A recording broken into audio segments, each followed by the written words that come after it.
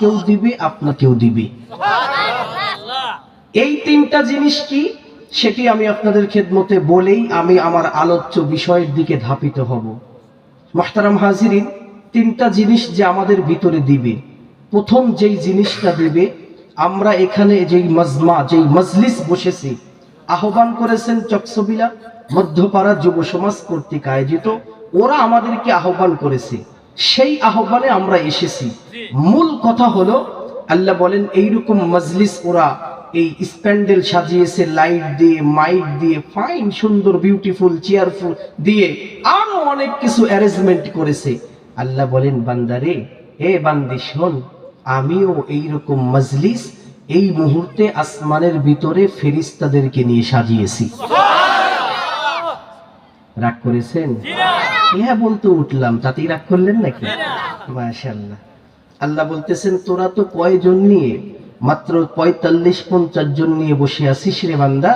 আমি তোদের উপরে বড় খুশি হয়ে আসমানের লক্ষ লক্ষ কোটি কোটি ফেরেশতাদেরকে নিয়ে, তোদেরকে নিয়ে আমি ফেরেশতার সঙ্গে গল্প করতেছি।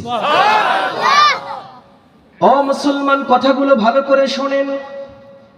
রব্বুল আলামিন আসমানের যত ফেরেশতা আছে, কত ফেরেশতা আছে সেটি কিন্তু বলার কোনো সুযোগ নাই। ও মুসলমান, ফেরেশতা কতগুলো আছে কেউ কি বলতে পারবে? না না না, কেউ বলতে পারবে না, বলার কোনো সুযোগ নাই। ও মুসলমান, কিতাবের ভিতরে সুন্দর করে লেখা আছে, উন ফেরেশতা কো গিনতি নেহি হায়। ফারসিতে ইবারত আছে, কত ফেরেশতা আছে গুণে শেষ করা যাবে না। রব্বুল আলামিন এতগুলো ফেরেশতার ভিতরে যেই ফেরেশতা হলো লিডার, হেড মিস্ত্রি, এই ফেরেশতার নাম হলো জিবরিল আমিন আলাইহিস সালাতু ওয়াস সালাম।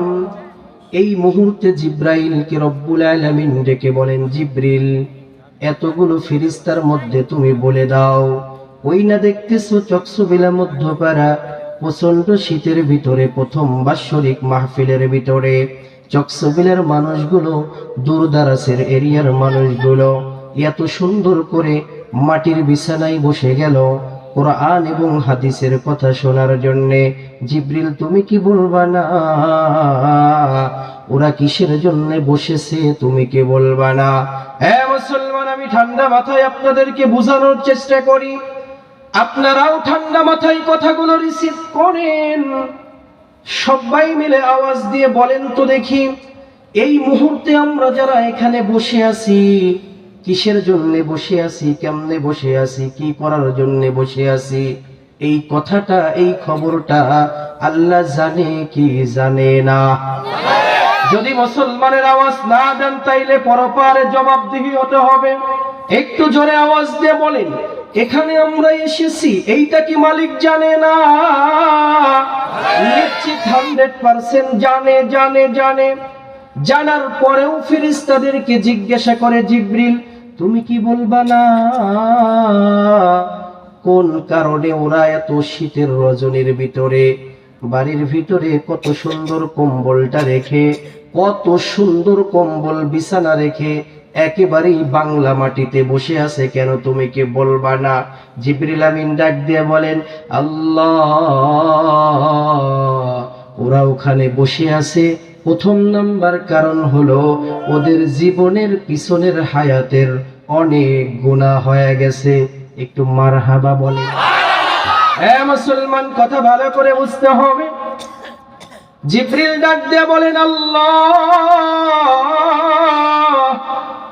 আপনাদের শুনতে অসুবিধা হচ্ছে না তো? আমার গলাটা একটু ভেঙে গেছে, শরীরের কন্ডিশন খুবই জটিল, আর ভাঙবেই না কেন বলেন? গত রাত্রিতেও 2টা মাহফিল করছি, এই জন্যই তো কন্ডিশন আরো জটিল। এরপরেও বুঝানোর জন্য যতটুকু বুঝান, কারণ হলো এই জায়গায় আরো বেশি বুঝাইতে হবে। ঘর ঠিক তো সব ঠিক, কথা বলেন না কেন? ঘর ঠিক তো সব ঠিক। আমি আল্লাহর কাছে পুরো আস্থা নিয়েই দোয়া করেছি, আল্লাহ আমাকে আজকে কথা বলার মতো ধৈর্য দেন, শান্তি দেন, এরকম নিয়ামত দেন। তাই তো আমার দিল বলে, আল্লাহ আপনাদের সামনে এত বড় এখনো সুস্থ রেখে কথা বলার সুযোগ দিয়েছেন। একটু আমিন জোরে বলেন। ও মুসলমান, জিবরিল ডাক দিয়ে বলেন, আল্লাহ ওরা ওই জায়গায় বসেছে, প্রথম কারণ হলো ওদের পিছনের জীবনের অনেক গুনাহ হয়ে গেছে। আমি আপনাদেরকে জিজ্ঞাসা করতে চাই, চকসবিলার মানুষ, বলেন তো দেখি, আমরা যেদিন মায়ের গর্ভে থেকে দুনিয়াতে আসলাম, মায়ের পেটের ভিতর থেকে দুনিয়াতে যখন আসলাম, আসার পর থেকে নিয়ে আজকের এই মুহূর্ত পর্যন্ত কারো 60 বছর অলরেডি হয়ে গেছে, কারো 50-এর ঘর পার হয়েছে, কারো 40-এর ঘর পার হয়েছে, কারো 80 বছর পার হয়ে গেছে। বলেন তো দেখি, আমাদের লাইফে আমরা গুনাহ করেছি কি করি নাই? এমন ভাবে আওয়াজ দিলেন মনে হয় 2 টাকার গুনাহ করছেন। ও মুসলমান, আমরা তো অনেক গুনাহ করেছি। ঠান্ডা মাথায় বলেন রে মুসলমান, আমরা মায়ের গর্ভে থেকে দুনিয়াতে আসার পর থেকে আজকের 2024 সাল ডিসেম্বরের 13তম তারিখ আজকে চলতেছে। আর মাত্র বন্ধুরা আমার 15-16 দিন পরেই এই মাসটাও বিদায় হয়ে চলে যাবে। আগামীর 2025 সাল পড়ে যাবে। একটাবার কি চিন্তা করে দেখলা না রে চকসবিলার মানুষগুলো? একটাবার কি ভেবে দেখলা না, একটা দিন চলে যাচ্ছে, একটা রাত চলে যাচ্ছে, কিয়ামতের আগে এই দিন আর রাত কখনোই আসবে না। আল্লাহ বলে, বান্দা শোনো, খুব ভালো করে বোঝার চেষ্টা করো। যেই জায়গায় কোরআনের আলোচনা শুরু হয়ে যায়, এই তো মাশাআল্লাহ লোক আসতেছে, কি কে বলবে আসবে না? কে বলে আসবে না? কারণ কোরআনের তো পাগল আছে। জোরে বলেন না, কোরআনের পাগল নাই? মুসলমান ভাইরা রে আমার কথা ঠান্ডা মাথায় বোঝেন। আল্লাহ বলেন, ওয়াইদা কুরিআল কুরআনু ফাসতামিউ লাহু ওয়া আনসিতু লাআল্লাকুম তুরহামুন। আল্লাহ ডাক দিয়ে বলতেছেন, রাসূল বলে দাও, যেই জায়গায় আমি আল্লাহর কালামের তিলাওয়াত হয়, রাসূল তুমি তোমার উম্মতদেরকে বলে দাও, যেই জায়গায় আমি রাসূল, যেই জায়গায় আমি আল্লাহর কালামের বয়ান হয়, তুমি রাসূলের হাদিসের বয়ান হয়, ওই জায়গায় যখন মানুষগুলো বসে যায়, ওয়ানসিতু লাআল্লাকুম তুরহামুন, তাদেরকে রহমতের ভিতরে ডুবায়া রাখেন কে? আর আওয়াজ দিয়ে বলেন না কে? আল্লাহর নাম নিলে কি গুনাহ হবে? না না না। আল্লাহ বলেন, বান্দারে আমারে ডাক ডাক ডাক। তুই বান্দা যদি একটা বার হৃদয় থেকে আল্লাহ বলে ডাক দিস, আমি আল্লাহর কলিজা মানাইতে পারি না।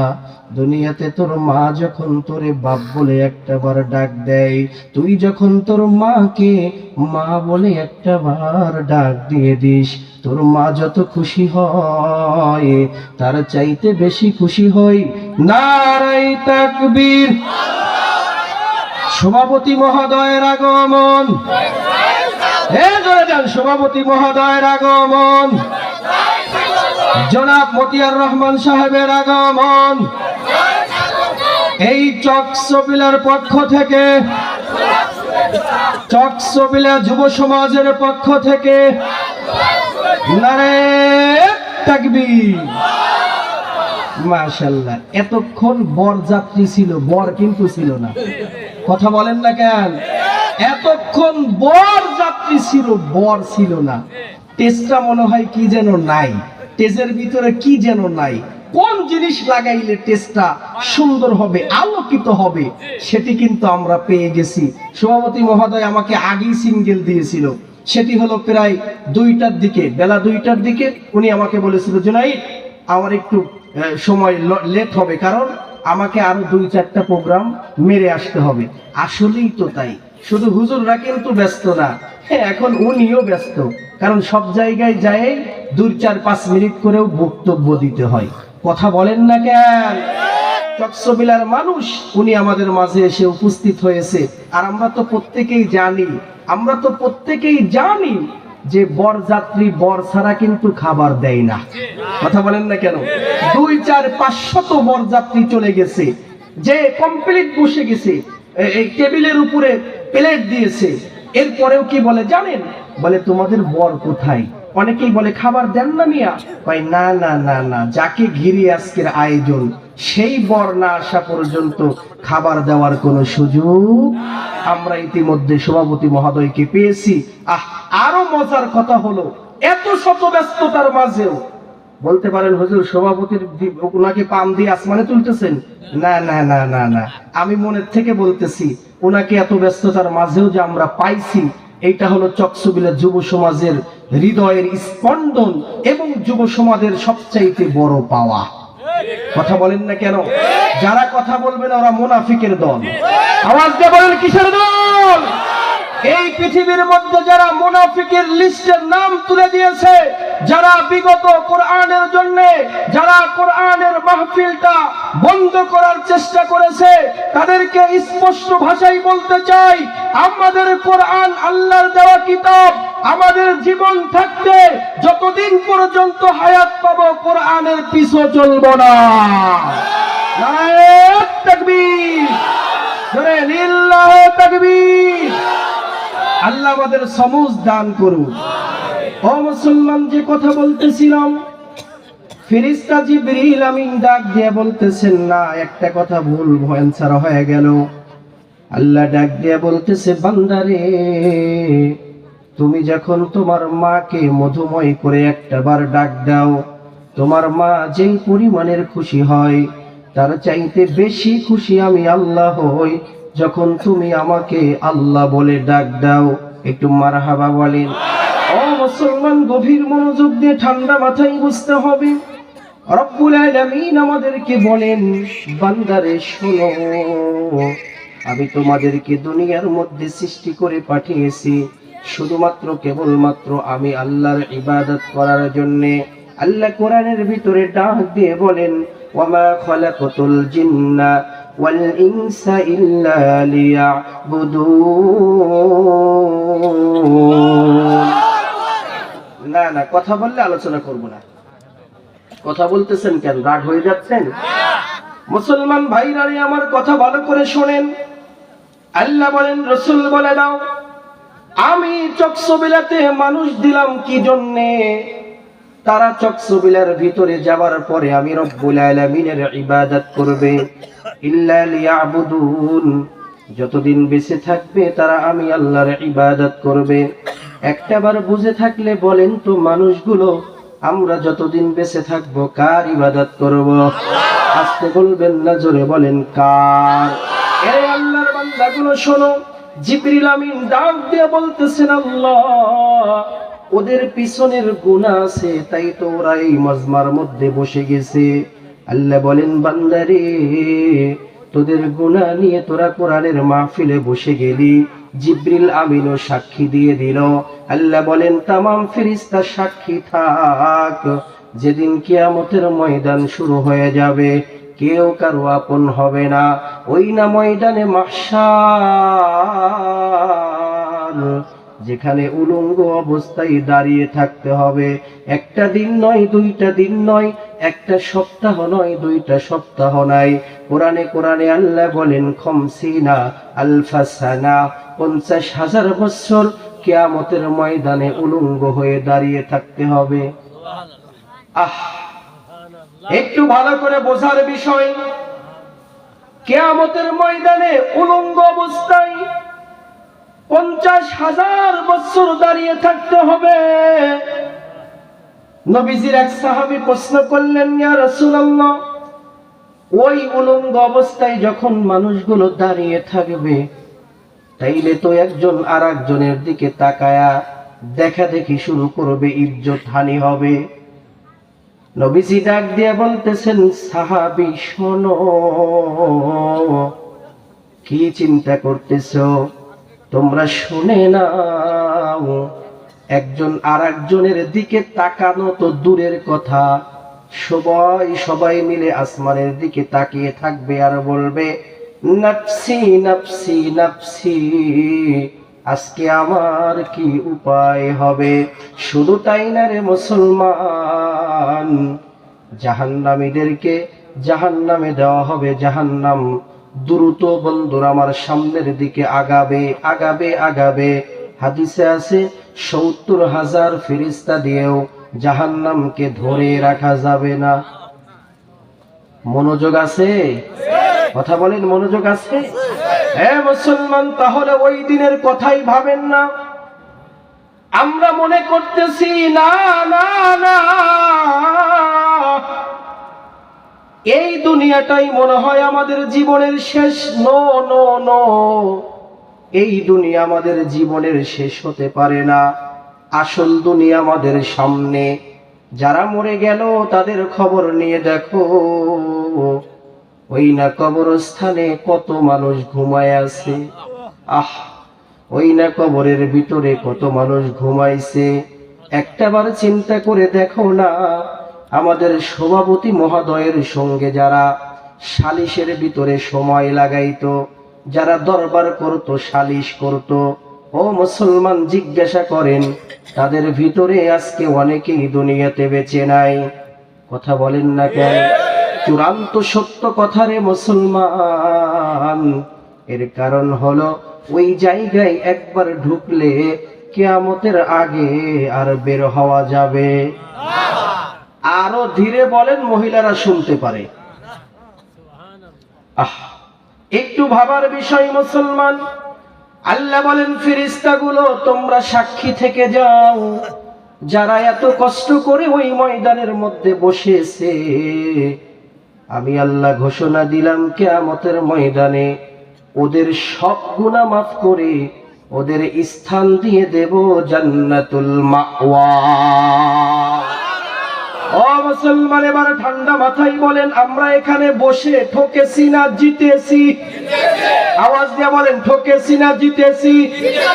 100% জিতেছি, জিতেছি।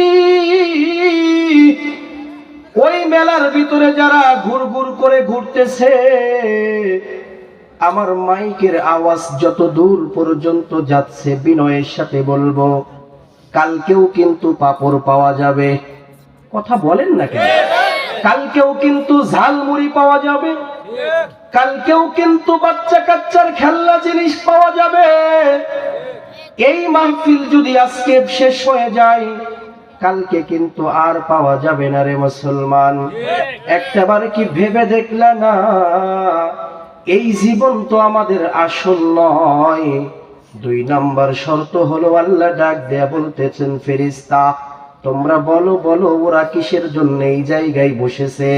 আল্লাহ বলেন, এই কথা বলার পরে জিবরিল আমিন ডাক দেয়া বলতেছেন, আল্লাহ 2 নাম্বার শর্ত হলো, ওরা আপনার জাহান্নাম থেকে বাঁচতে চায়। জিবরাইল আমিনের কথা বলার পরে আল্লাহ ডাক দেয়া বলতেছেন, জিবরিল রে, চকসবিলার মানুষ কি নিজের চোখে জান্নাত জাহান্নাম দেখছে নাকি? এই ময়দানে যারা বসে আছি, আমি সহ, সভাপতি সহ, আপনারা সহ, ঠান্ডা মাথায় বলেন, আমরা কি নিজের চোখ দিয়ে জাহান্নামের শাস্তি দেখেছি? যদি দেখতাম তাইলে বউ নিয়ে এত ব্যস্ত হতাম না। যদি জাহান্নামের আগুনের আযাব আর শাস্তি দেখতাম, তাইলে ধান কাটা নিয়ে এত ব্যস্ত হতাম না। যদি জাহান্নামের শাস্তি আমরা নিজ চোখে যদি দেখতাম, নবীজি ডাক দিয়ে বলেন, যদি কেউ জাহান্নামের শাস্তি নিজের চোখে দেখতো, ও মুসলমান সংসার ছেড়ে দিত, নিজ ঘর বাড়ি ছেড়ে জংলায় লুকায়া থাকতো। এত ভয়ানক শাস্তি হবে জাহান্নামের ভিতরে। একটাবারে কি চিন্তা করে দেখলা না, আজকেই যদি আমরা মরে যাই, নবীজি বলেন, আও হুফরাতিম মিন হুফারিন নার, হয়তোবা কবরের গর্ত জান্নাত হবে, আর নয়তোবা জাহান্নামের বাগিচা হয়, জাহান্নামের গর্ত হবে, নয়তোবা জান্নাতের বাগিচা হবে। আমি একটাবার আপনাদের কাছে জিজ্ঞাসা করতে চাই, বলেন তো দেখি, জান্নাতের গর্ত হওয়া বাদ দিয়ে, জান্নাতের বাগান হওয়া বাদ দিয়ে যদি জাহান্নামের গর্ত হয়ে যায়, আমাদেরকে কোন মাতব্বর বাঁচাবে? বাঁচানোর কেউ আছে? কেন জালসার মধ্যে বসেন না, কেন কোরআনের মাহফিলে আসেন না? এমনও তো হতে পারে কিয়ামতের ময়দানে আল্লাহ যদি বলে, বান্দা কি নিয়ে এসেছো আমার দরবারে? দুনিয়াতে চলতে হলে তো টাকার প্রয়োজন ছিল, 1 কেজি বাগুন কিনতেও তো প্রায় 80 টাকা লাগতো। কথা বলেন না কেন? আরে চূড়ান্ত সত্য কথা, 1 কেজি বাগুনের দাম 80 টাকা, এখনো কিন্তু আছে। কথা বলেন না কেন? আমরা ছোট্টবেলায় দেখেছি, ছোট্টবেলায় মানে 5-7 বছর আগেই দেখেছি, শীতের মৌসুম আসলে কিন্তু তরু তরকারি সবজির দাম একেবারেই ছোট হয়ে যেত। কথা বলেন না কেন? 2 টাকা কেজি মূলা, তাও নিত না। আর এখন মূলার গোয়াত হাত দিয়ে দেখেন 40 টাকা। আরে সত্য কথাও স্বীকার করে না। কথা বলেন না কেন? মূলা তাও 40 টাকা কেজি, সিরিয়াল দিতে হয়, দোকানদারকে বলতে হয় কয় টাকা? 40 টাকা। যদি বলেন কম নাই, তুমি ভাগে যাও আর একজনকে আসতে দাও। কি পাওয়ার মূলা আলাদা। একটা সময় তো মূলা 10 কেজি দিয়েছে 2 টাকা, জোর করে দিছে। কথা বলেন না কেন? মুসলমান, এই জন্য গভীর মনোযোগ দিয়ে শোনো। আল্লাহ যদি ডাক দিয়ে বলেন, এই আমার বান্দা আজকে কি নিয়ে আমার কাছে এসেছো তুমি বলো না, ওই দিন আমরা কি বলবো? এমন কথা যদি বলি, আল্লাহ সকাল থেকে নিয়ে সন্ধ্যা পর্যন্ত শুধুই ধান কাটছি, মানুষের কাজ করছি, আর বড়তলায় যায় গরু রাখছি, আর মুসলমান কি করছি? খাই দাই জিন্দেগি নষ্ট করে দিয়েছি। যেখানে খেলা ছিল সেখানে গিয়েছি, যেখানে গান বাজনা ছিল সেখানে গিয়েছি। যুবকরা বলবে কফি হাউজে গিয়েছি, মহড়ার কফি হাউজে গিয়েছি, এইরকম করে জীবনটা নষ্ট করে দিয়েছি। আল্লাহ বলবে, যা যা যা, আমার সাজানো শাস্তির জায়গা জাহান্নামের আগুনে ঢুকে যা। এরে আল্লাহর বান্দাগুলো, এই তো দেখেন লোক শুধু আসতেইছে। আল্লাহ, একটু পিছনে তাকায় দেখেন, আসতেছে আসতেছে। একটু আল্লাহু আকবার বলেন। আমি বয়ানের আগে আসার অনেক মানুষ বলছে, হুজুর ওই জায়গায় ওয়াজ করবেন, লোক কোথায় পাবেন? অনেকেই বলছে। আমি বললাম, আল মালিকের ইচ্ছা, যুব সমাজ মাহফিল দিয়েছে, আমার দিল বলে লোক হবেই হবে, ইনশাআল্লাহ বলেন। ও মুসলমান, ঠান্ডা মাথায় বোঝো। ফেরেশতা জিবরিল আমিন ডাক দিয়ে বলতেছেন, মানুষগুলো শোনো। আল্লাহ ডাক দিয়ে বলতেছেন, একটাবার কি আমার কথা তোমাদের মনে পড়ে না? আমি তোমাদেরকে কি দিই নাই? সেই দিন তো আমরা বড় গলায় বলতে পারবো, আল্লাহ জীবনের কোনো পুঁজি করি নাই, জীবনের কোনো আমল করি নাই, তবে চকসবিলা যুব সমাজ, আমার ঘরের ছেলেটা, আমার ঘরের ভাতিজাটা, আমার ঘরের ভাতিজাটা, আমার ঘরের ভাইটা, ওরা মিলে একটা কোরআনের ব্যবস্থা করেছিল একদিন। সেই দিন হলো জুমাবারের দিন, 2024 সালে ডিসেম্বরের 13 তারিখে ওই একটা দিন মাহফিলের ব্যবস্থা করেছিল। আমরা একটু ওই জায়গায় বসেছিলাম, এইটাই আমাদের জীবনের পাওয়া। আল্লাহ বলবে, বান্দা রে, সঠিক কথা বলেছিস, সেই দিনও আমি আল্লাহ দেখেছিলাম। যা আজকে যা যা যা, ওই কোরআনের মাহফিলে বসার কারণে আমি তোর জীবনের সব গুনাহ মাফ করে তোর নামটা জান্নাতের খাতায় লিখে দিলাম। এরে আমার চকসবিলার মানুষগুলো, আমি পরিচিত মানুষ, আপনারাও পরিচিত মানুষ, অনেক মহব্বতের মানুষ আপনারা। এই চকসবিলাতে অনেক মানুষ বলে, ইয়া বড় গ্রামের ওই না সেই বন্ধুর আমার মানিক দিয়ারের নিকট থেকে ধরে একেবারে হাট চোবলার নিকট পর্যন্ত অনেক মানুষ বলে, হুজুর আপনাকে অনেক ভালো লাগে, আপনার বয়ান আরো ভালো লাগে। আরো ভালো লাগে কি? আপনি যখন জুমার দিন সকালবেলা কবরস্থানে দোয়া করেন, ওই দিন তো আরো ভালো লাগে। আমি আল্লাহর কোরআন হাতে নিয়ে বলতেছি, নিজেকে বড় করার জন্য বলতেছি না, আমাকে বড় করার জন্য, অহংকারের জন্য বলতেছি না। এই পাড়ার অনেক মানুষ বলে, হুজুর কবরস্থানে দোয়া করার জন্য আসি একটাই কারণে, আপনি থাকেন বলেই আসি। কথা বলেন না কেন? এতটাই যদি মহব্বতের মানুষ হই আমি, তাহলে আমি আপনাদের পায়ে হাত দিয়ে বলবো, আসেন জীবনের মূল জায়গায় আমরা চলে আসি। জীবনের মূল জায়গা হলো আল্লাহর কোরআন দিয়ে জীবন সাজাইতে হবে, নবীজির হাদিস দিয়ে জীবন সাজাইতে হবে। কারণ হলো আজকে যুব সমাজ মাহফিল দিয়েছে, আমি যুবকদেরকে বলবো, ভাইয়া তোমার মতো আমি যুবক, আমি তোমাকেই বলতেছি যুবক, শুধু মাহফিল দিলেই হবে না, পাঁচ বেলার সালাত যে কোনো অবস্থায় যে হালাতে যেখানেই থাকো না কেন সময় মতো পাঁচ বেলার সালাত আদায় করার দরকার আছে না নাই? মুসলমানের আওয়াজ দিয়ে বলেন আছে না নাই? পাঁচ বেলার সালাত রে যুবক, তুই আজকে বুঝতেছিস না রে যুবক, তুই মনে করতেছিস আমার শরীরের রক্ত এখনো গরম, তুমি মনে করতেছ যুবক আমি বুড়ো না হলে মরবো না।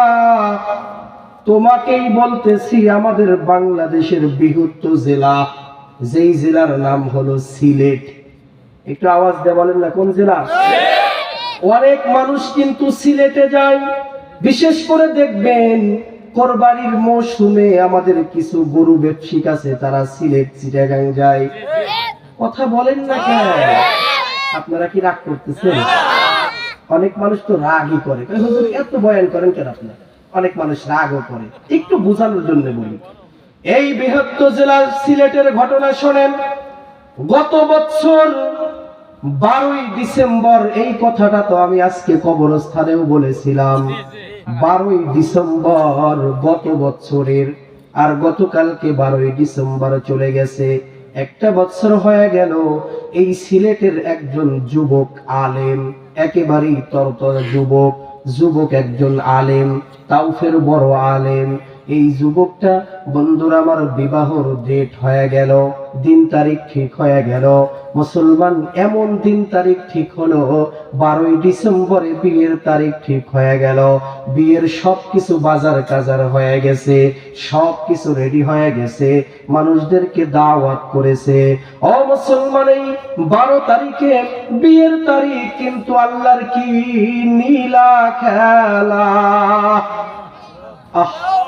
ও মুসলমান, এই ডিসেম্বরের 10 তারিখ মানে বিয়ের 2 দিন আগে আল্লাহর বান্দা আলেমটা রোড অ্যাক্সিডেন্ট করলো, এরপরে 2 দিন হসপিটালে থাকলো। 12 তারিখ যেই দিন বিয়া, ওই দিন যুবকটা হসপিটালের ভিতরে শেষ বিদায় নিয়ে নিল। হাইরে যুবক, আমার চকসবিলা মধ্যপাড়ার যুবক, তুই তোর পা দুইটা দে, আমি জড়ায় ধরি রে যুবক। কি ভাবতেছো? এইটা তো সিলেটের কথা বললাম, এবার আসেন পাগলার কথা বলি। পাশের গ্রাম পাগলা, আপনাদের মনে আছে নাকি জানি না, আমার ঠিকই মনে আছে। এই তো পাগলা বন্ধুর আমার খবর নিয়ে দেখেন, কিছুদিন আগে একটা যুবক মরে গেল। ওর বাবা কিন্তু বলিয়া বাজারে, কাঁচা বাজারের দোকান, মনে নাই আপনাদের?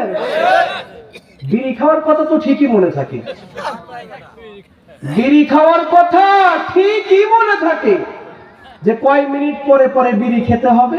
যারা পান খাওয়ার নেশা, ওরা জানে যে কয় মিনিট পরে পান ডোর থেকে বের করে খেতে হবে, এটা ভালো করে জানে। কথা বলেন না কেন? হ্যাঁ মুসলমান, ঠান্ডা মাথায় বোঝেন পাগলার ঘটনা। মনে পড়ছে আপনাদের? এই বলিয়া বাজারে ওর বাবা ব্যবসায়িক, ও মাঝে মাঝে দোকানে বসতো। সেই যুবকটার বিবাহর দিনও পড়ে গেছিল, এমনকি গরুও কিনছিল আমি যতটুক জানি। কিন্তু আল্লাহর বান্দা পারধারিতে রোড অ্যাক্সিডেন্ট করে আল্লাহর বান্দা মরে গেল।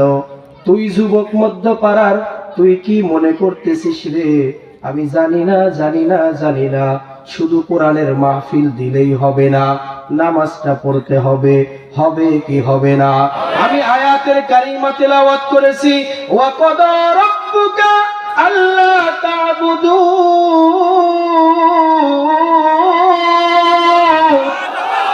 আল্লাহ ডাক দিয়া বলতেছেন আমার ইবাদত কর। 1 নম্বর শর্ত হলো আমার ইবাদত কর। আল্লাহর ইবাদত মানে 5 বেলার নামাজ, আল্লাহর ইবাদত মানে রমজানের রোজা রাখা, আল্লাহর ইবাদত মানে একজনকে ভালো একটা বুদ্ধি দেওয়া, আল্লাহর ইবাদত মানে রাস্তার ভিতরে কাটা দায়ক ডালটা সরাইয়া ফেলা, আল্লাহর ইবাদত মানে ও মুসলমান সমর্থ থাকলে হজে কাবা করা, এইগুলো আল্লাহর ইবাদত। আল্লাহ বলেন 1 নাম্বার আমার ইবাদত, 2 নাম্বার কার ইবাদত করবি এইটাও শুনে রাখ। ওয়া বিল ওয়ালিদাইনি ইহসানা,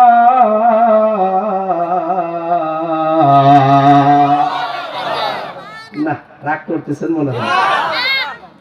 2 নাম্বার কার ইবাদত করবি আল্লাহ বলতেছে, বুঝে থাকলে বলেন 1 নাম্বার কার ইবাদত করব আর 2 নাম্বার কার ইবাদত করব। আল্লাহ বলেন ইহসানা, অবশ্যই তো তোর আওতাধীনে তোর বাবা আছে, তোর ঘরের মধ্যে মা আছে।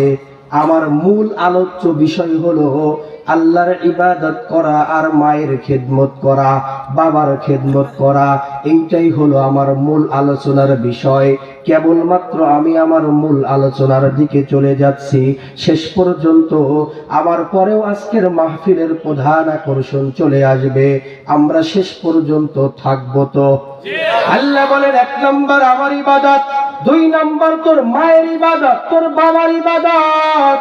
বলতে পারেন হুজুর এত বিষয় থাকতে আপনি মা বাবার কথাটা কেন নিলেন? তাইলে আমি বলবো দোস্ত শোনো, আমি মা বাবার ওয়াজটা কেন করব না? তুমি কি ভেবে দেখো না, যেদিন মায়ের গর্ভে থেকে দুনিয়াতে আসলা, মায়ের পেটের নারীর সঙ্গে তোমার নারীটা কিন্তু প্যাঁচ লাগানো ছিল। কথা বলেন না কেন? প্যাঁচ লাগানো ছিল মায়ের নারীর সঙ্গে। ও মুসলমান, গত রজনীতে আমি বয়ান করেছি বলার পাড়া, এই যে বলার পাড়া, বড়হার বলাল পাড়া যুব সমাজের মাহফিল আমি করেছি। আমি ছিলাম প্রধান বক্তা, দ্বিতীয় বক্তা ছিল বোয়ালিয়া মসজিদের মনিরুল ভাই, উনি ছিলেন দ্বিতীয় বক্তা। উনি আলোচনা করেছিল কোরআনের বিহিত একটা আয়াত নিয়ে, আর আমি আলোচনা করেছিলাম মরণ আর মায়ের কথাটা। আল্লাহর কসম করে বলতেছি, আমাকে 10:30টায় টেজে দিছে আর 1:30টা বাজে আমার বয়ান ছাড়তে হয়েছে। সব যুবক বলতেছে হুজুর আপনার বয়ান এত সুন্দর লেগেছে, মার কথাটা এত সুন্দর লেগেছে, বাবার কথাটা এত সুন্দর লেগেছে। এই কোরআন হাতে নিয়ে বলতেছি, বলার পাড়ার সব মানুষগুলো কালকে চোখের পানি ফালাইয়া দিয়েছি। যুবক, এই জন্য আজকেও আমি সেই মায়ের ঘটনাটাই আপনাদেরকে শোনাইতেছি। আল্লাহ বলেন চকসবিলার যুবকরা শোন শোন শোন, আমি আল্লাহর ইবাদত করার পরে 2 নম্বর ইবাদত হলো তোর মায়ের করতে হবে, বাবার করতে হবে। কেন কেন কেন কেন? আল্লাহ বলেন রাসূল বলে দাও তার মায়ের সঙ্গে যেন জুলুমের আচরণ না করে, বাবার সঙ্গে যেন খারাপ ব্যবহার না করে। একটাবার বুঝে থাকলে বলেন তো দেখি, দিন যত ঘুরতেছে আমাদের বাংলাদেশের হাজারো যুবক এমন আছে বাবার সঙ্গে ফাইট করে, আছে না নাই? মাকে তো দেখতেই পারে না, ভাত পর্যন্ত তো দিতেও রাজি না, এমনকি মায়ের বাড়ি থেকেই, মায়ের ঘর থেকে ধাক্কা দিয়ে মাকে বের করে দেয়, আছে না নাই? আসতে বলবেন না, জোরে বলেন আছে না নাই? এ যুবক ভাইয়া, তুমি আজকে মাহফিল করতেছো ভাই, আমরা সবাই অনেক খুশি হয়েছি। তবে যুবক, মধ্যপাড়ার যুবক, তোর পায়ে হাত দিয়ে বলি না যুবক, যতদিন বেঁচে থাকবি আব্বারে দেখবি, মারে দেখবি। নবীজি হাদিসে বলেন আল জান্নাতু তাহতা আকদামিল উম্মাহাত। এই যুবক পৃথিবীর মানুষ শোনো, তোমার মায়ের পায়ের নিচেই তোমার জান্নাত। চকসবিলার মানুষ বুঝে থাকলে বলো, জান্নাতটা কার পায়ের নিচে? এই পাশের মানুষের সঙ্গে কি জমি নিয়ে বাজা আছে আমার? আওয়াজ দেন না কেন? কার পায়ের নিচে জান্নাতটা আছে? মায়ের পায়ের নিচেই জান্নাত আছে রে যুবক। এই যুবক, তুই মার দোয়া নে, তোর জন্য আসমানের ফেরেশতা কাঁদবে। বিশ্বাস হয় আপনাদের? তাইলে নবীজির একজনের, নবীজির জামানায় মদিনার একজনের নাম আমি আপনাদেরকে বলি। তিনি তো সাহাবী ছিলেন না, তিনার নাম হলো ওয়াইসুল করনী। মায়ের পাগল ছিল, হজ করেছে, এরপরেও মাকে মাথার উপরে ঝাঁকির উপরে নিয়ে কি সুন্দর করে তোয়াফ করেছে। ওয়াইস নামক পাগল নবীজিকে চোখে দেখে নাই, নিজ চোখে দেখে নাই। যদি দেখতো তাইলে তো সাহাবী হতো। ও মুসলমান, দেখেন নাই, কিন্তু নবীজি ইন্তেকালের আগে, নবীজি বিদায় নেওয়ার আগে ওমরকে ডাক দিলেন। কোন সাহাবীকে ডাক দিলেন? নাম বলেন। ওমরকে ডাক দিয়ে বলেন, এমন একজন সাহাবীকে ডাক দিয়েছে যেই সাহাবীর ব্যাপারে নবীজি ওপেন ঘোষণা করেন, লাউ কানা বাদি নাবিয়ান লাকানা ওমর। আল্লাহু আকবার, কি বলবেন? ও মুসলমান, নবীজি ডাক দিয়ে বলতেছেন, ওমর শোনো শোনো শোনো শোনো, আমি রাসূল তো বিদায় হয়ে চলে যাব, আমি রাসূল তো ময়দানে দাঁড়াবো, হাসরের ময়দানে আমি রাসূল তো বিদায় হয়ে চলে যাব। তবে আমি রাসূল বিদায় হওয়ার আগে আমার এই পরনের জুব্বাটা আমি তোমার কাছে দিলাম। ওমর তো খুশি হয়ে গেছে, না জানি আমাকে রাসূলুল্লাহ দিবে।